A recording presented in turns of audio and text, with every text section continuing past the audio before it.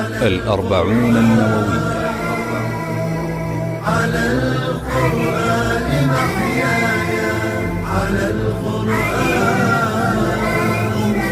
على القرآن، على القرآن محياي.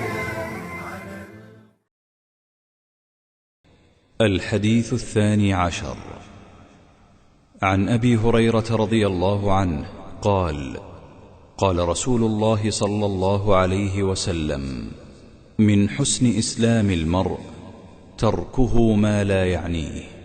حديث حسن، رواه الترمذي وغيره. على القرآن محياي، على القرآن، على القرآن، على القرآن محياي، على القرآن محياي.